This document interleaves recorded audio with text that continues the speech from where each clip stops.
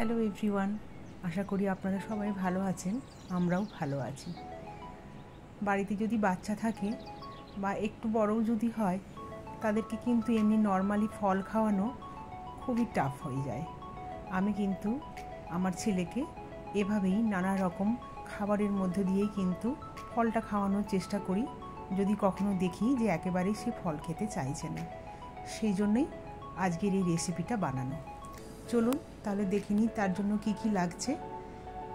নিয়ে নিয়েছি কিশমিশ আর গুড়ের বাতাসা, আর নিয়েছি আমি আটার সিমুই, যেগুলো প্যাকেটে ভাজাই থাকে, বেশি ভাজতে হয় না।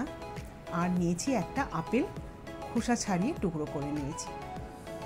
ব্যাস, এর থেকে বেশি আর কিছু উপকরণ লাগবে না।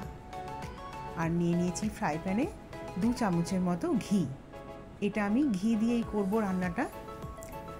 হেলদি হয়, ঘি এমনিতেও বেশি খাওয়া হয় না, কিন্তু বাচ্চাদের পক্ষে ঘি খাওয়াটা ততটা অস্বাস্থ্যকর নয়, ওদের জন্য ঠিকই আছে। তো আমি ঘিয়ে আরও খানিকটা ভেজে নেব এই আটার সিমইগুলো। আর খানিকটা ভাজা হবার পর কিশমিশগুলো ওর মধ্যে অ্যাড করে দেব। কিশমিশটা বেশ খানিকটা বেশি করেই নিয়েছি, কেননা আমি ওই ফল খাওয়ার ব্যাপারটা নিয়েই তো এটা শুরু করেছি, তাই জন্য যাতে একটু ফ্রুটি ফ্লেভার বেশি করে আসে এইটাতে।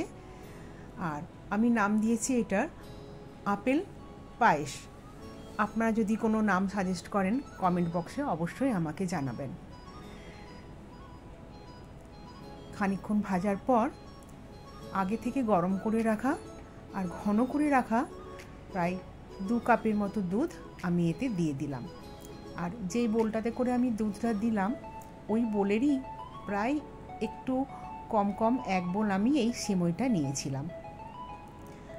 ঢাকা দিয়ে এটাকে ফুটতে দিয়ে দিলাম অল্প আঁচে বেশ খানিকক্ষণ ধরে, যাতে সিমইগুলো ভালো করে সেদ্ধ হয়ে যায়। আর অল্প আর একটু গরম দুধ নিয়েছি, উষ্ণ গরম, তাতে 2 চামচের মতো গুঁড়ো দুধ দিয়ে দেব। গুঁড়ো দুধ দিলে যে কোনো দুধের রান্নাতে বা রেসিপিতে একটা ভালো টেস্ট আসে। আপনারা যে কোনো গুঁড়ো দুধ এতে ইউজ করতে পারেন। ভালো করে গুঁড়ো নিলাম চামচে করে।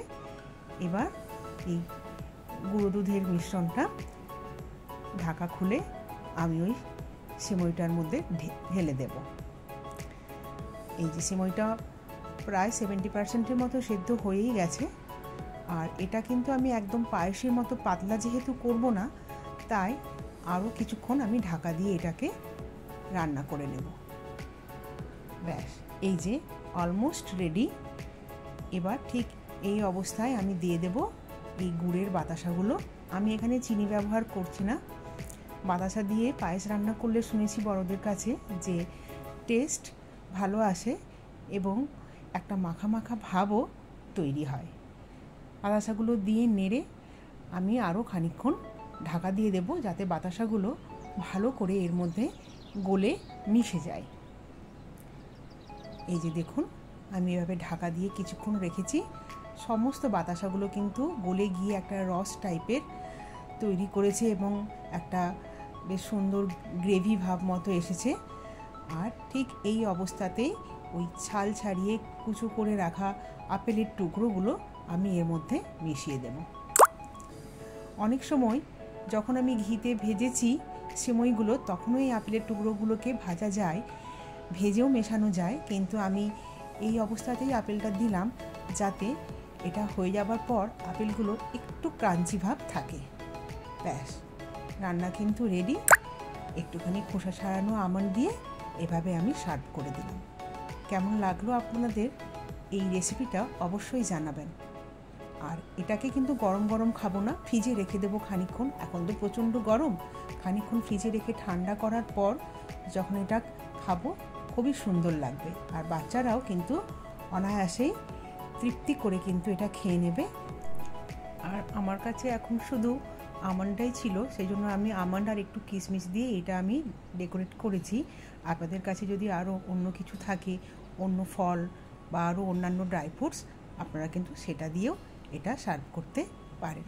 তাহলে দেখতেও সুন্দর লাগবে আর খেতেও কিন্তু আরও ভালো লাগবে। তাহলে আপনারা অবশ্যই জানাবেন। এটার যদি অন্য কোনো নাম হয় বা অন্য কোনো যদি আইডিয়া থাকে, আপনারা কি কোথা থেকে দেখছেন আমার ভিডিও, সেটাও কিন্তু কমেন্ট বক্সে অবশ্যই জানাবেন। আর একবার বানিয়ে এই গরমের দিনে খেয়ে দেখবেন, নিশ্চয়ই ভালো লাগবে। আজ আসি তাহলে, টাটা।